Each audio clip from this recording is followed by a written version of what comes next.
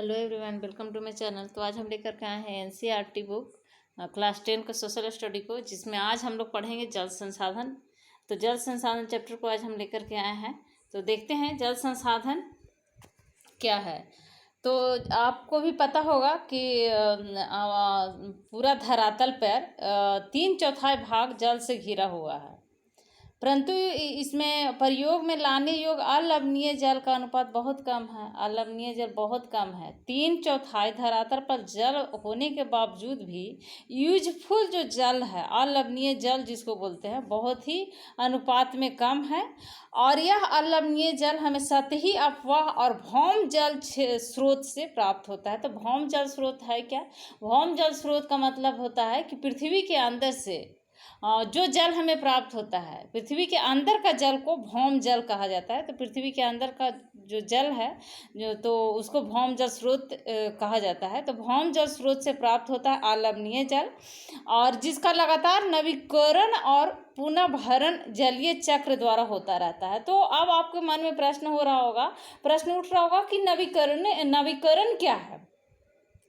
तो जल एक नवीकरण योग्य संसाधन है, क्योंकि जल एक बार प्रयोग करने पर समाप्त नहीं होता है। जिसको बार बार हम यूज करें उसी को नवीकरण कहा जाता है। तो जल को अगर हम एक बार यूज करते हैं तो समाप्त नहीं होता है, इसलिए जल एक नवीकरणीय योग्य संसाधन है।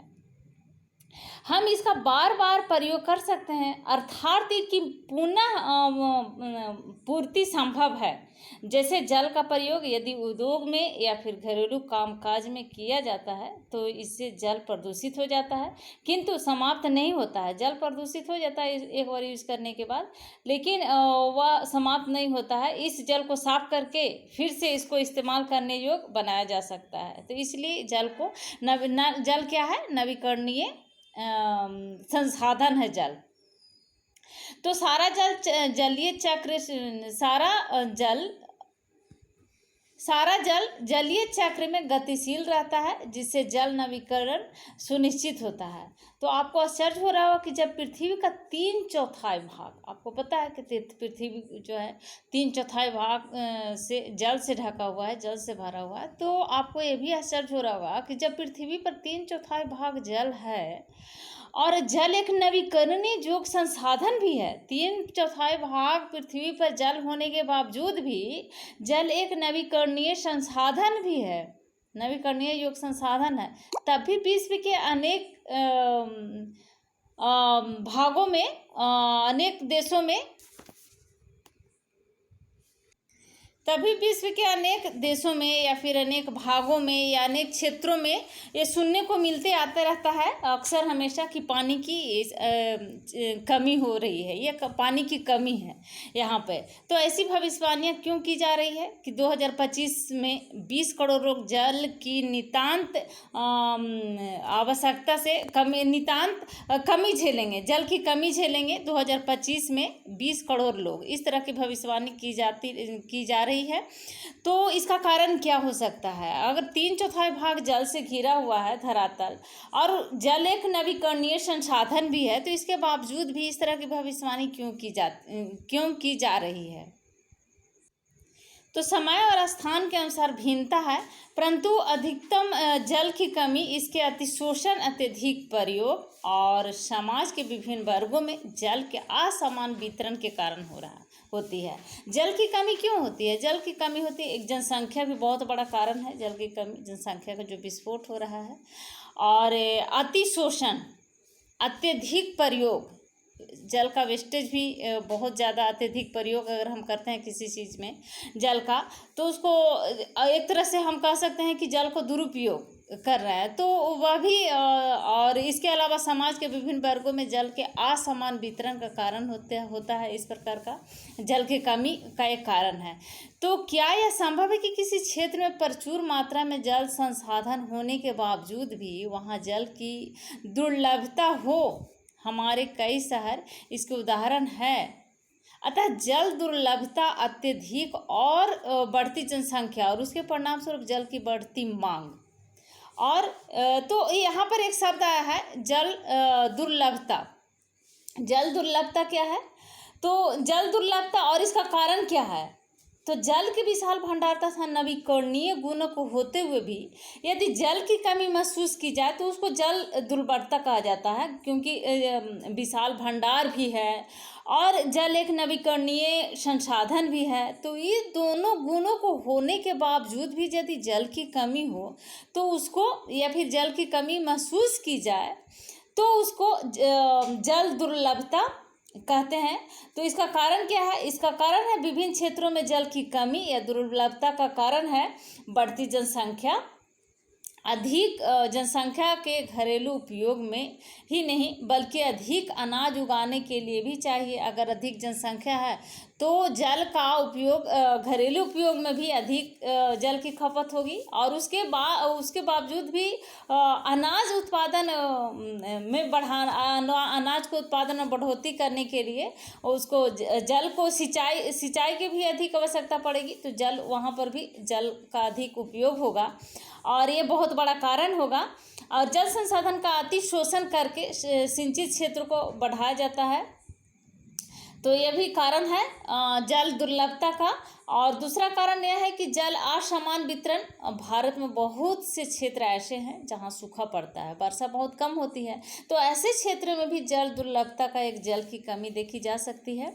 और तीसरा कारण ये भी हो सकता है कि निजी कुएं या फिर नलकूप जो होता है, बहुत से किसान अपने खेतों में निजी कुएं या फिर नलकूपों से सिंचाई करके उत्पादन बढ़ा रहे होते हैं, किंतु इसके कारण लगातार भूजल का स्तर नीचे गिर रहा है। भौम जल ही यूज किया जाता है ना, नीचे से ज़मीन से पानी निकाल करके कुआं या फिर नलकूपों के द्वारा जब सिंचाई किया जाता है तो इसे लेयर नीचे कमते जा रहा है।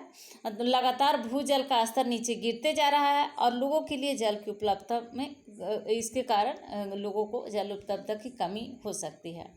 और चौथा कारण ये हो सकता है कि औद्योगिकरण, स्वतंत्रता के बाद हुए औद्योगिकरण। जब स्वतंत्र भारत देश हमारा स्वतंत्र हुआ तो स्वतंत्रता के बाद बहुत सारा औद्योगिकरण का विकास हुआ, औद्योगिकरण हुआ।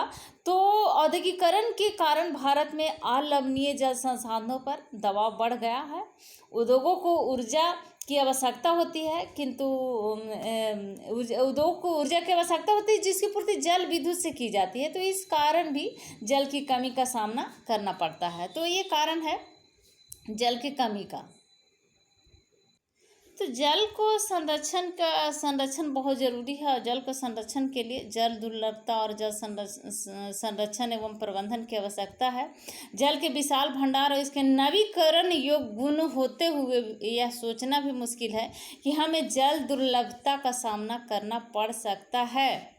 जैसे ही हम जल की कमी की बात करते हैं तो हमें तत्काल कम वर्षा वाले क्षेत्रों या फिर सूखाग्रस्त इलाकों का ध्यान तुरंत माइंड में आ जाता है। और इस प्रकार से हम उन लोग को अंदर एक इस प्रकार का एक मन में तुरंत उस प्रकार का ख्याल आने लग जाता है कि कहीं सूखा का सामना न करना पड़े, जल की दुर्लभता का सामना न करना पड़े। तो इस प्रकार का चित्र या फिर फिगर हमारे माइंड में बनने लग जाता है। तो जल अधिक जनसंख्या के लिए घरेलू उपयोग में भी नहीं बल्कि अधिक अनाज उगाने के लिए भी चाहिए होता है और इसलिए जल का खपत ज़्यादा हो जाता है। तो ये जल दुर्बलता का एक कारण बनता है।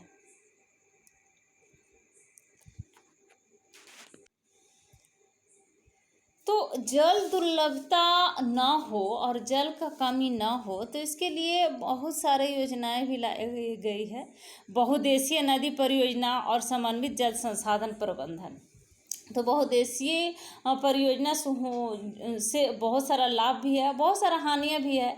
तो बहुउद्देशीय परियोजना से नदियों पर बांध बनाकर एक साथ कई उद्देश्यों को पूरा किया जाता है, जैसे बाढ़ को नियंत्रण के लिए भी बांध बनाए जाते हैं, सिंचाई और विद्युत उत्पादन तथा मत्स्य पालन के लिए भी बांध को बनाया जाता है। तो ऐसी योजनाओं को बहुउद्देशीय योजनाएं कहा जाता है और इस योजना से कुछ लाभ होते हैं तो कुछ हानियां भी होती है। और लाभ में ये है कि नदियां का बांध बना करके केवल सिंचाई ही नहीं की जाती है, बल्कि इनको उद्देश्य विद्युत उत्पादन, घरेलू और औद्योगिक उत्पादन, जल आपूर्ति, बाढ़ नियंत्रण, मनोरंजन, आंतरिक नौ चालन और मछली पालन भी है। इसलिए बांधों को बहुउद्देशीय परियोजनाओं भी कहा जाता है। यहाँ एकत्रित जल के अनेक उपयोग समन्वित होते हैं।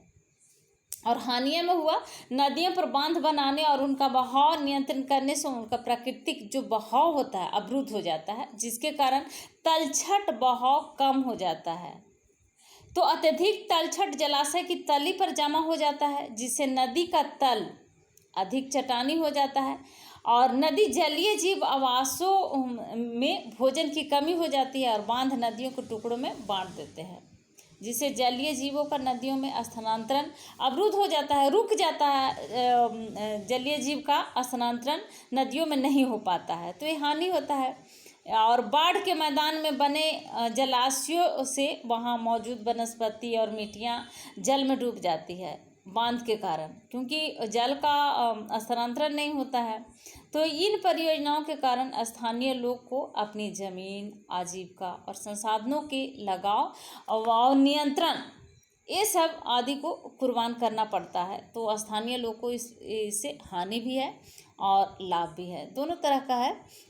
बहुउद्देशीय नदी परियोजना से लाभ भी होता है और हानि भी होता है।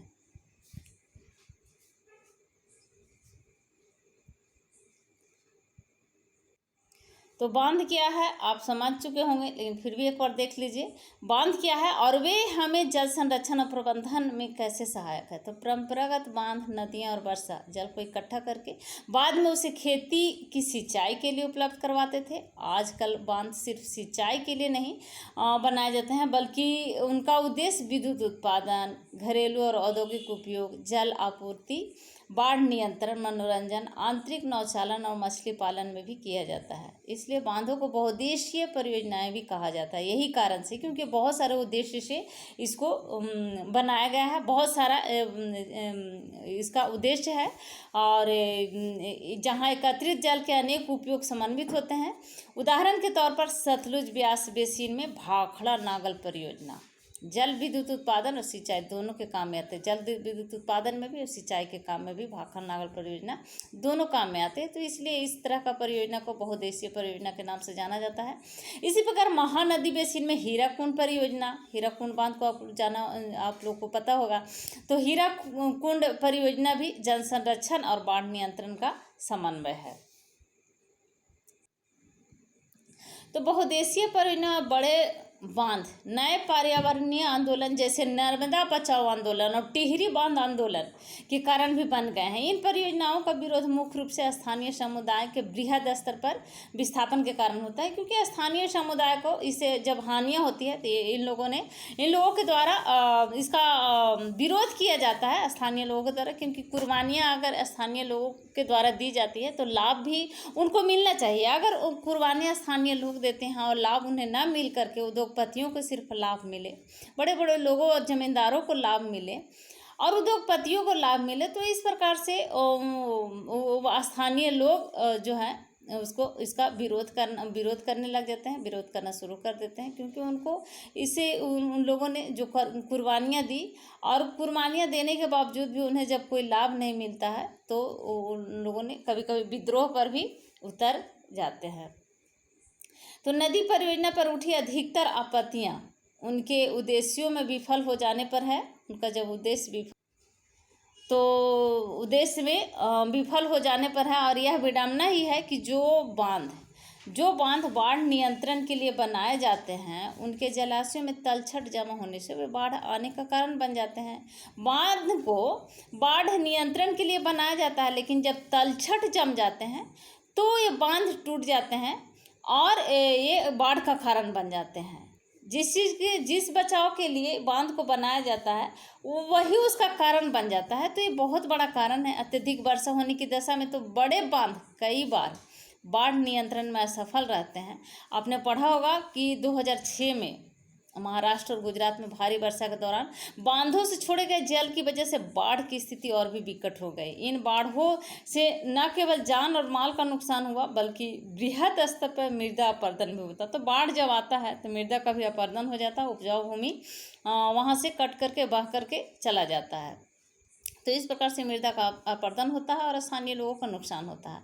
बांध के जलाशय पर तलछट जमा होने का अर्थ यह भी है कि यह तलछट, जो कि एक प्राकृतिक उर्वरक है, बाढ़ के मैदानों तक नहीं पहुंचती है, जिसके कारण भूमि निम्नीकरण की समस्याएं बढ़ती है। और यह भी माना जाता है कि बहुउद्देशीय परियोजना के कारण भूकंप आने की संभावना अधिक रहती है। तो ये सब बहुत सारे कारण हैं, बहुत सारे हानियाँ भी हैं।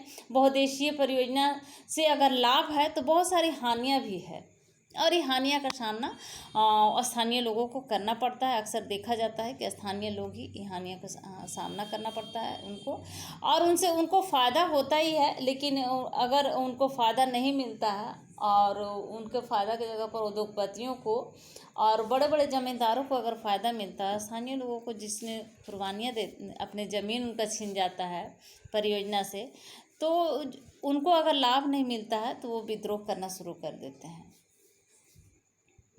तो इस प्रकार से देखते हैं कि बहुत सारा लाभ है तो हानियाँ भी हैं। अब नेक्स्ट पॉइंट है वर्षा जल संग्रहण।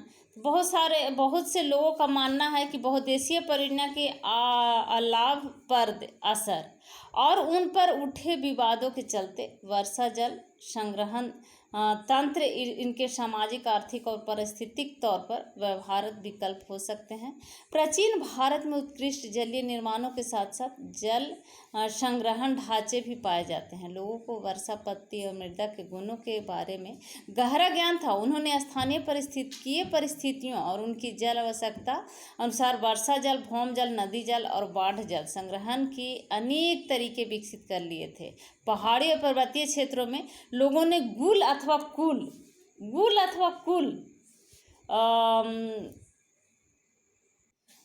कुल जैसी वाहिकाएं नदी की धारा का रास्ता बदलकर खेतों में सिंचाई के लिए बनाई जाती है। पश्चिमी भारत, विशेषकर राजस्थान में पीने का जल एकत्रित करने के लिए छत वर्षा का जल संग्रहण का तरीका आम था, और इसको राजस्थान में और शुष्क क्षेत्रों में, विशेषकर बीकानेर, फलोदी, बाड़मेर में पीने का जल एकत्र करने के लिए छत वर्षा जल संग्रहण का तरीका था, एक आम तौर पर अपनाया जाता था इस तरीका को।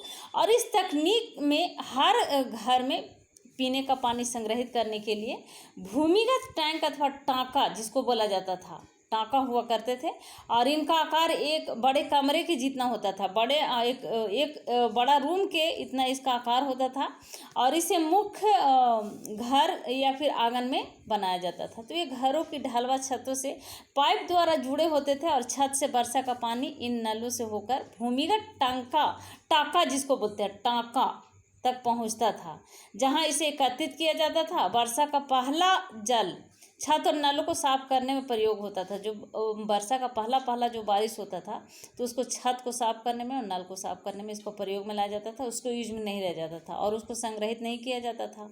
उसके बाद जो होने वाली वर्षा होता था उसको संग्रहित कर लिया जाता था।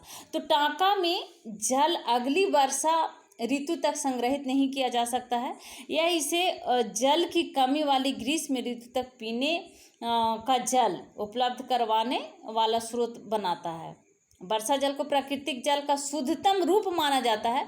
कुछ घरों में टैंकों के साथ साथ भूमिगत कमरे भी बनाए जाते हैं, क्योंकि जल का यह स्रोत इस कमरों को भी ठंडा रखता था, जिससे ग्रीष्म ऋतु के समय में गर्मी के समय में बहुत राहत मिलती थी। तो आज राजस्थान में छत वर्षा जल संग्रहण की रीति इंदिरा गांधी नहर के उपलब्ध 12 मास जब पेयजल मिल ही रहा है, तो 12 मासी पेयजल के कारण कम होती जा रही है इसकी। और हालांकि कुछ घरों में टाँकों की सुविधा अभी भी है, क्योंकि उसे नल में पानी का उनका जो नल का जो पानी का स्वाद है वो पसंद नहीं है, जिसके चलते वो अभी भी कुछ लोगों के घरों में टाँका की सुविधा अभी भी है।